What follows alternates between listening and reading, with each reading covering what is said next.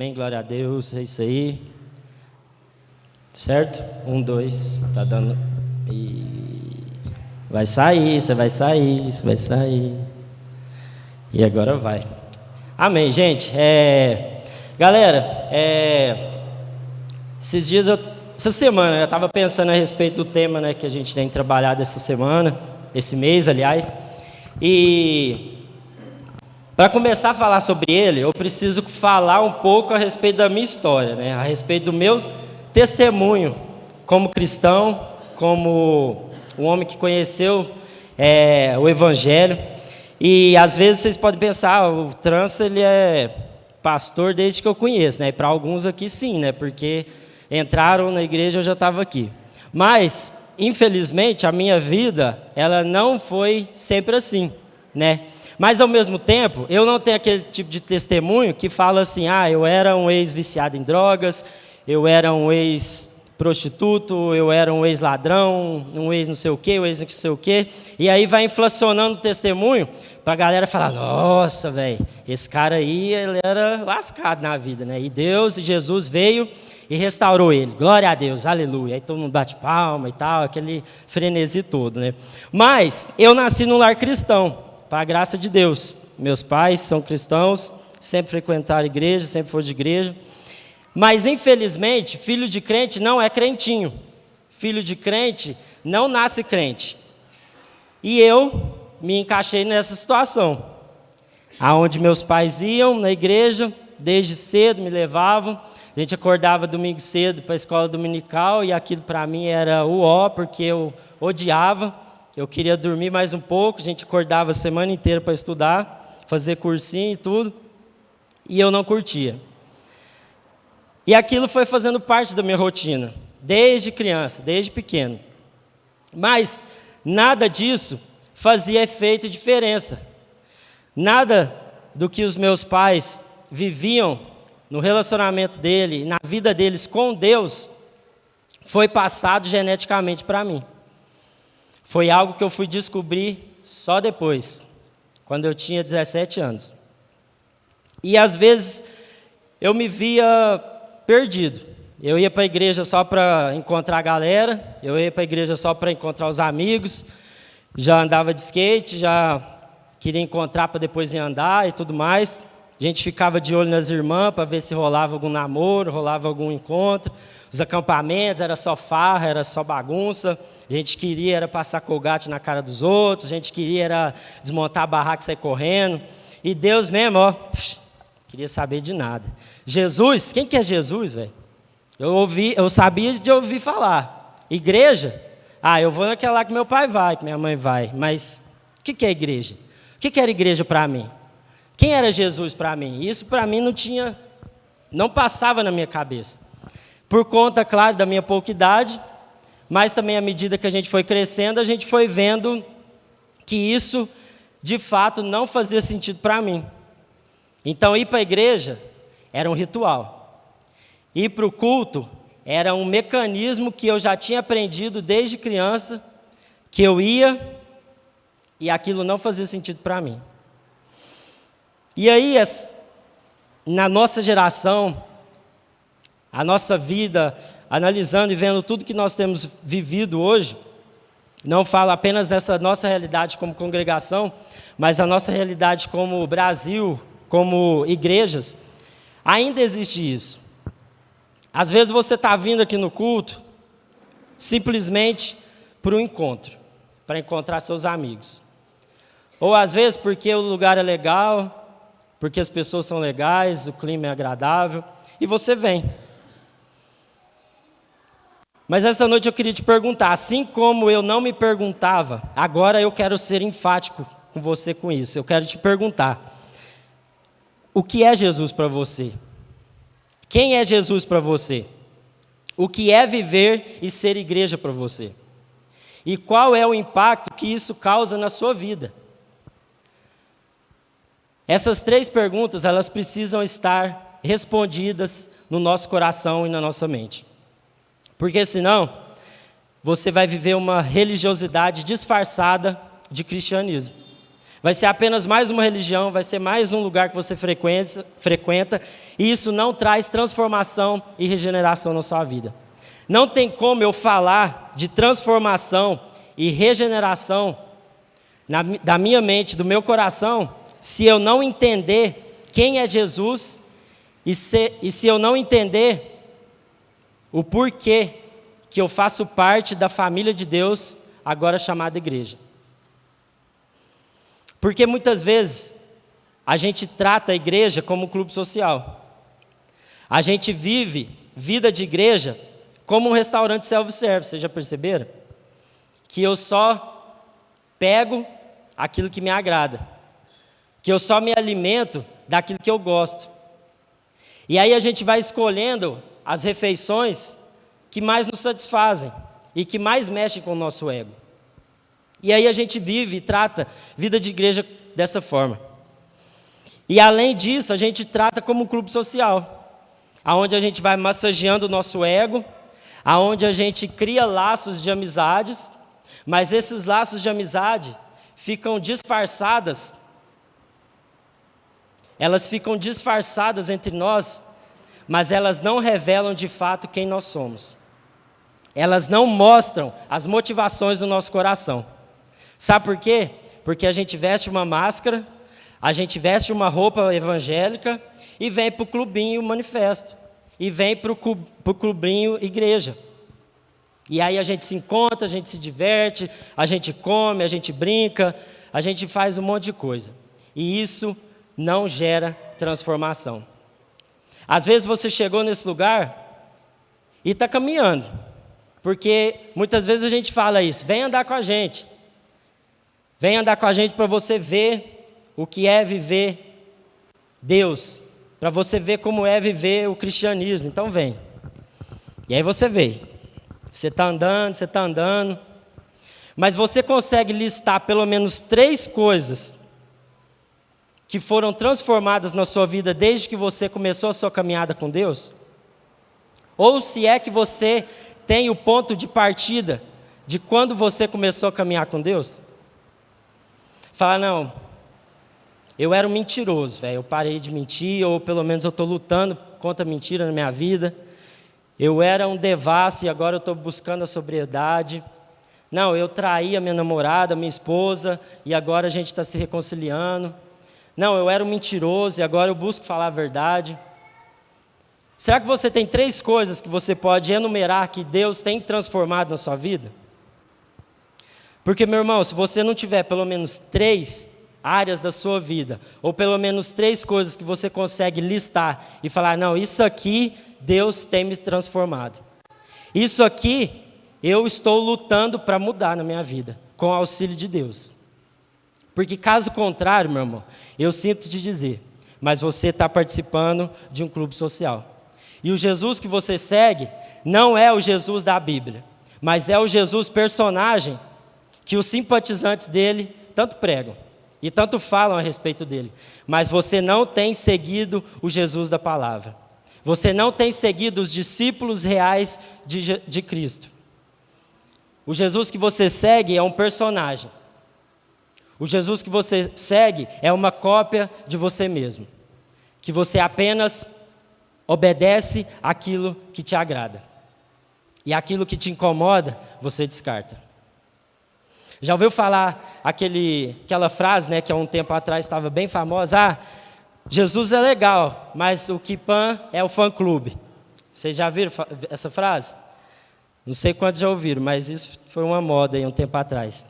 Jesus é legal, o que censura aí é o seu fã-clube. Isso me leva a pensar como que tem sido o nosso testemunho.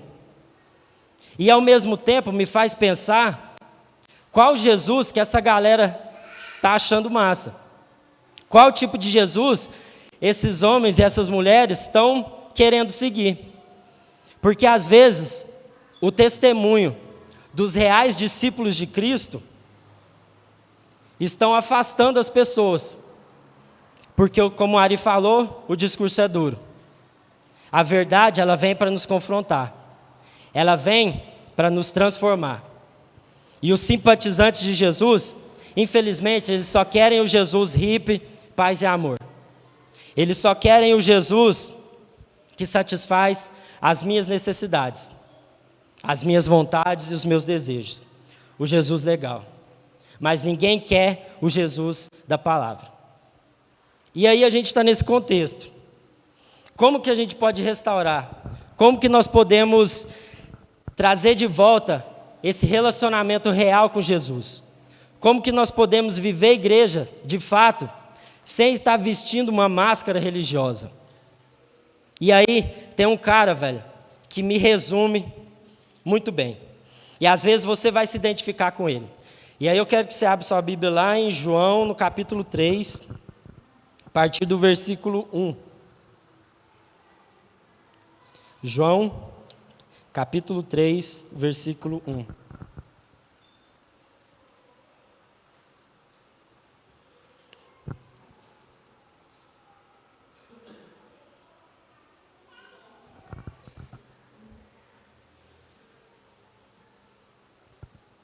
Beleza? Havia um fariseu chamado Nicodemos, líder religioso entre os judeus. Certa noite veio falar com Jesus e disse: Rabi, todos nós sabemos que Deus enviou o Senhor para nos ensinar. Seus sinais são prova de que Deus está com o Senhor. Jesus respondeu: Eu lhes digo a verdade, quem não nascer de novo não verá o reino de Deus. Até aqui. Então, galera, esse cara na história dos evangelhos era chamado Nicodemos. E Nicodemos era um fariseu que conhecia a lei, o Antigo Testamento, de cor. Ele sabia de todas as regras. Ele prezava pela sua aparência, para que as outras pessoas olhassem para ele e vissem um homem de Deus. Falavam: ó, aí é um homem de Deus que sabe da Bíblia, que sabe da Torá. Então esse cara, ele entendia. E ele esperava pelo Messias. Ele esperava a vinda de um rei que iria libertar Israel. Mas, andando com Jesus, vendo Jesus fazer os seus milagres, ele reconhecia que ele era um enviado de Deus, como falou aqui. Ele sabia a respeito de Jesus. Ele viu os seus milagres, ele sabia que viria um Messias, ele reconhecia o poder de Deus que estava sobre Jesus. Mas o que nós precisamos entender, meus irmãos, é que conhecimento não é sinônimo de entendimento. Não adianta nada você conhecer a respeito de Jesus se você não entende o propósito e o motivo pelo qual ele veio. Não tem como você viver uma vida com Deus sabendo que ele existe, crendo que ele pode fazer grandes coisas, reconhecendo o poder dele sobre todas as coisas, mas se você não reconhece o senhorio dele sobre a sua vida. E Nicodemos, ele sabia muito de Deus, de Jesus. E nós sabemos muito de Jesus. Muitas vezes nós somos experts em alguns versículos, sabemos de cor, algumas passagens. Nós ouvimos falar de Jesus muito. E falando isso aqui, velho, eu me lembro que na minha infância toda eu ouvi falar de Jesus. Na minha adolescência eu ouvia falar de Jesus. Mas quem era Jesus? E você, às vezes, a sua vida inteira está ouvindo falar de Jesus. Você, a sua vida inteira, está ouvindo falar a respeito daquele que pode transformar o seu coração e a sua vida. Mas você está na mesma situação de Nicodemos. Você ainda não entende. Você apenas conhece. Você apenas ouve falar dele. Mas ele ainda não transformou o seu coração. E aí, o que é necessário para que a gente possa entender o propósito, para que a gente possa entender o que Deus quer transformar na nossa vida? Jesus já falou rasgado aqui, ó. Quem não nascer de novo não verá o reino de Deus. Então, meu irmão, você precisa morrer. Você precisa morrer para que a vida de Jesus possa nascer em você. Você precisa abandonar de uma vez por todas a sua antiga forma de pensar. É abandonar, é deixar para trás.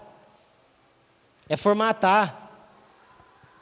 Para que agora o Evangelho de Jesus possa penetrar no seu coração.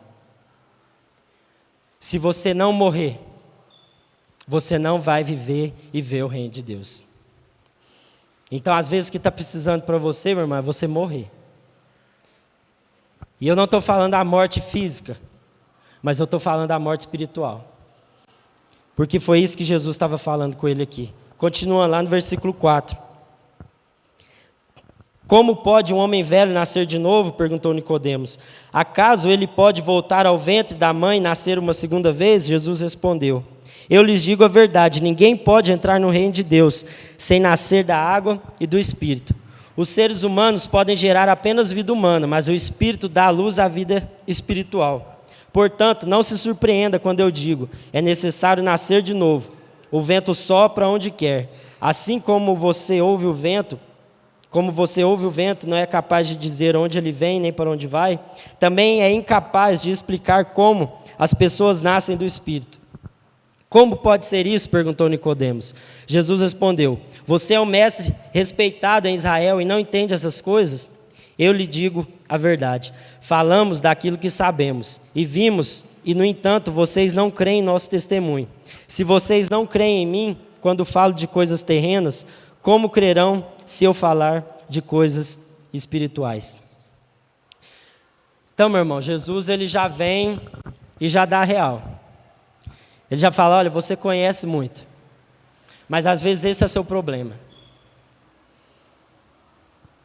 E Deus está falando para você essa noite, você conhece demais, e às vezes esse é seu problema.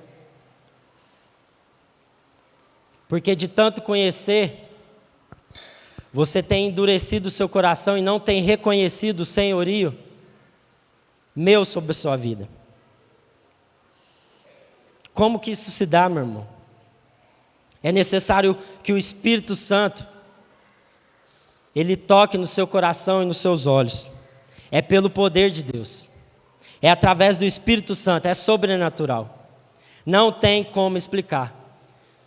Quando Jesus deu essa resposta para Nicodemos, Nicodemos falou, o quê? Nascer de novo? Eu vou entrar de novo para a barriga da minha mãe e vou sair? Até parece que ele estava zoando, né? Porque não é possível, o cara ia pensar um negócio desse, né? Mas muitas vezes a gente faz de bobo. Muitas vezes a gente paga de besta para Jesus e fala, velho, o que é isso que você quer de mim? Você quer que eu morra? Você quer que eu renasça? Você quer que eu entre na barriga da minha mãe? E Jesus fala, não, não é isso. Você precisa nascer do Espírito. Você precisa morrer para que a vida que eu tenho para você, você possa usufruir.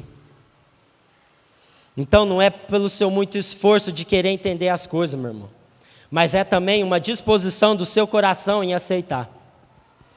Nicodemos, se a gente vê aqui, ele chegou em Jesus, no versículo 2 fala, certa noite veio falar com Jesus e disse. Algumas pessoas falam que ele era um discípulo secreto de Jesus. E ele tinha medo, às vezes, dos outros líderes judeus da época, verem, às vezes, que ele era simpatizante das ideias de Jesus e depois excomungar ele do sinédrio lá, do templo. Porque ele concordava ou ele, às vezes, tinha uma flecha de um entendimento que ele reconhecia que ele era o Messias. Então, Nicodemos, ele era um discípulo secreto. Então, ele chega em Jesus em algum momento da noite. E eu imagino, às vezes, que com medo de outros líderes religiosos verem ele, trocando ideia com Jesus e querendo entender mais.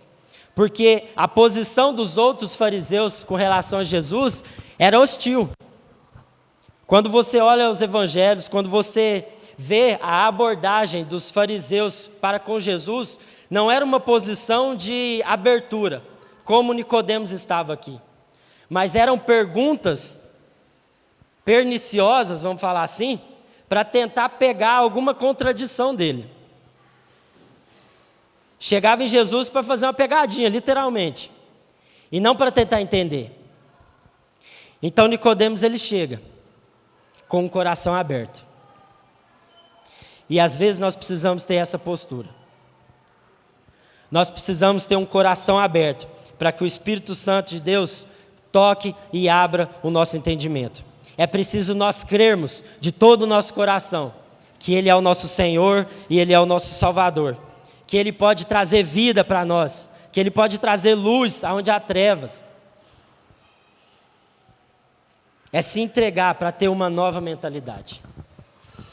E a gente vai ver lá no final do Evangelho de João, capítulo 19, um indício às vezes que Nicodemos ele entendeu.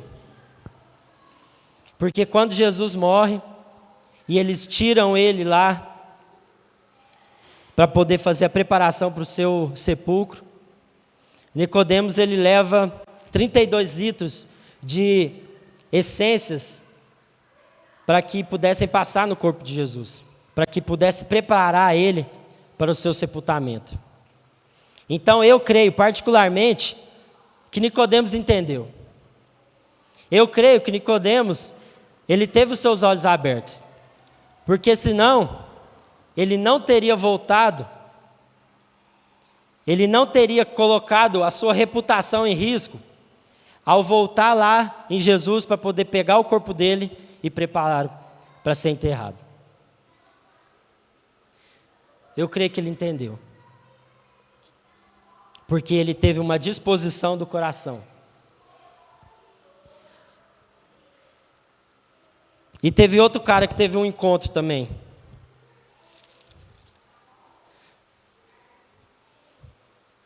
Que foi Paulo. Paulo ele era um fariseu também. Paulo ele era um cara que sabia de tudo do Antigo Testamento. Ele era um cara que sabia todas as coisas.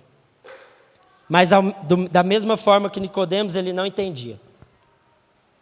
Da mesma forma que Nicodemos, Paulo, ele ainda era pior, porque agora ele perseguia aqueles que se diziam seguidores de Jesus. E Paulo tinha muito conhecimento, mas eu insisto nessa tecla, conhecimento não é sinônimo de entendimento. Paulo não entendia, até o momento em que Jesus aparece para ele e faz ele cair do cavalo literalmente. E aí os seus olhos são abertos e ele passa por um processo. E lá em Filipenses ele fala que depois que ele teve esse encontro com Jesus, ele considerou todas as outras coisas como perda, para conhecer Jesus, para conhecer tudo aquilo que ele tinha reservado para ele.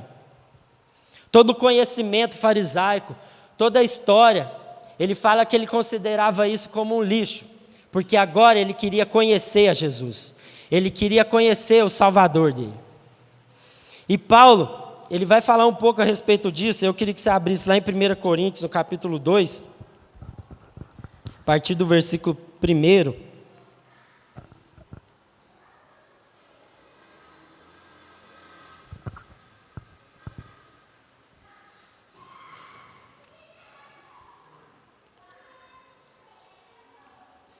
Primeiro Coríntios, capítulo 2, versículo 1. Irmãos, na primeira vez que estive com vocês, não usei palavras eloquentes, nem sabedoria humana para lhes representar o plano secreto de Deus.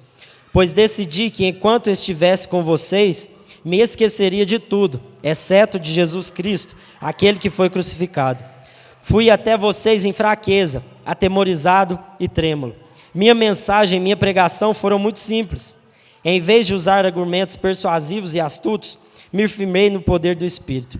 Agi desse modo para que vocês não se apoiassem em sabedoria humana, mas no poder de Deus.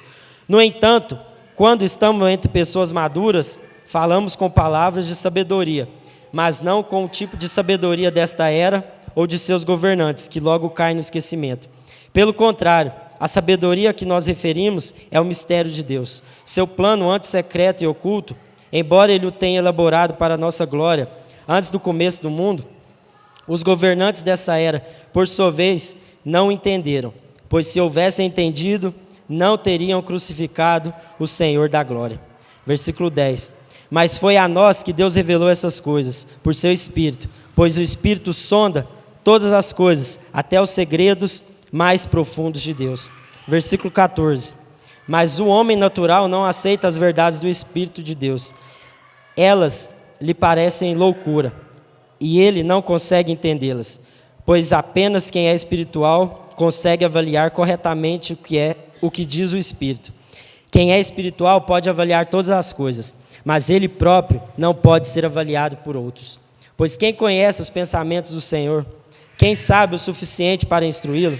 Mas nós temos a mente de Cristo. Irmãos, é necessário que nós possamos abrir o nosso coração.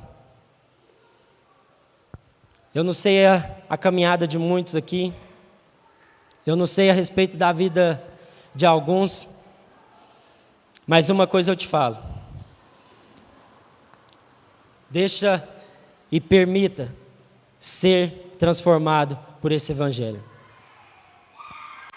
Não tem condição a gente se reunir, não tem condição a gente estar junto para celebrar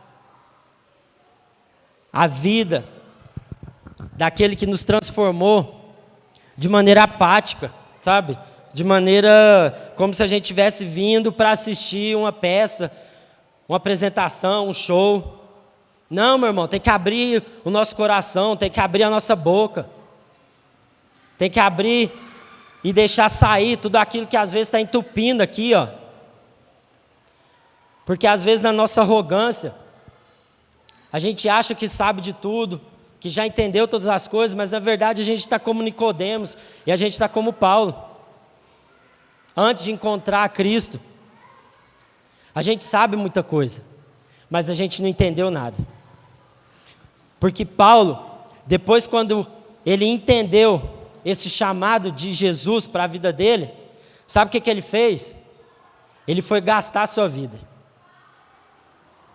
Sabe o que Jesus fez quando ele esteve aqui na terra? Ele gastou a sua vida para ensinar outros. Os discípulos, eles passaram por perseguição, ensinando, pregando. Os reformadores, lá da época da Reforma Protestante, Martinho Lutero, eles entregaram a sua vida, gastando o seu tempo e tudo aquilo que eles tinham para pregar esse Evangelho, para que outras pessoas pudessem conhecer a Deus. E nós, o que nós estamos fazendo? Será que a gente está recebendo tudo e nós estamos retendo?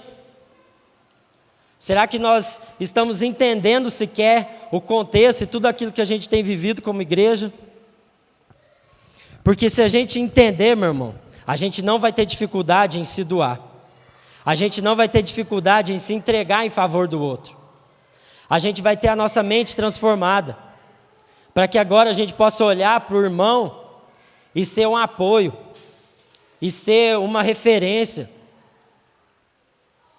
Mas enquanto a gente não entender o que Jesus fez na nossa vida, e enquanto a gente não entender qual que é o propósito da gente se reunir como igreja, a gente vai viver uma espiritualidade rasa e uma religião que não transforma a nossa realidade à nossa volta. Para quantas pessoas você tem compartilhado aquilo que você tem recebido? Os seus amigos, os seus familiares. Quantas pessoas você às vezes já convidou para conhecer aquilo que tem transformado o seu coração e a sua vida? Qual foi a última vez que você literalmente falou de Jesus para alguém? E aí você faz a sua análise e vê. Será que você está preocupado só com você?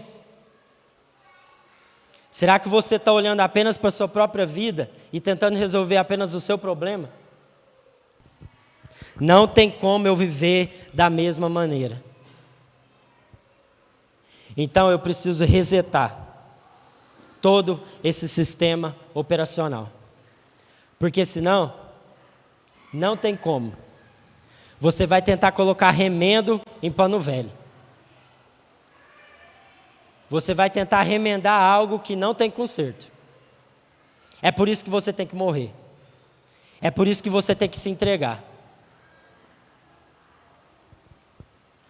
E às vezes, se você está receoso em fazer isso, meu irmão, Quero te falar que essa noite é o dia. E assim como eu e um culto, lá no Centro-Oeste, quando a gente começou a ir, o Espírito Santo de Deus, ele me tocou ali, e aquilo foi um marco para a minha vida. Essa noite a gente quer orar para que seja um marco na sua vida. Para que de fato você fala, não, agora eu entendi. Porque antes eu conhecia só de ouvir falar. Ou às vezes você já fez essa escolha. Às vezes você já se entregou voluntariamente a Ele. Mas você já entrou num automático e numa apatia tão grande que nada faz você se mover mais. E aí, às vezes, Deus vai vir com alguma tragédia para que você possa escutar Ele. Porque o sofrimento é o megafone de Deus para que às vezes a gente possa ouvir. Porque você já viu o cara quando está doente, o tanto que ele ora? Já viu o cara quando está desempregado, o tanto que ele busca, o tanto que ele lê a Bíblia? Quando acontece algo ruim, o tanto que a gente tem o nosso coração mais quebrantado? Então por que você está esperando às vezes isso acontecer na sua vida para você dar valor naquilo que tem que dar valor? Por que às vezes você está esperando perder para poder valorizar? Por que você está esperando às vezes algo de ruim acontecer para que você possa se entregar a outros? Lá em 1 João, capítulo 3, versículo 16, lá no finalzinho,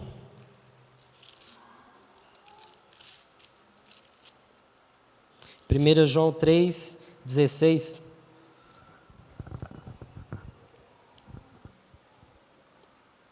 Sabemos o que é o amor, pois Jesus deu sua vida por nós. Portanto, também devemos dar a nossa vida para nossos irmãos. Até aqui. Esse é o ponto final, meu irmão. Mas se você não entender o ponto de partida, você não vai chegar no final. Com esse entendimento que você precisa dar a sua vida em favor do outro. A gente está falando isso aqui, o ano inteiro. Domingo após domingo. De formas diferentes. Mas a gente está falando. Mas se você não entender esses aspectos que eu falei, se você está como Nicodemos, ou se você está como Paulo, antes de ter um encontro com Jesus, meu irmão, essa noite, o Espírito Santo de Deus vai abrir os seus olhos. Para que você saia dessa apatia, ou para que você tenha os seus olhos iluminados. No nome de Jesus.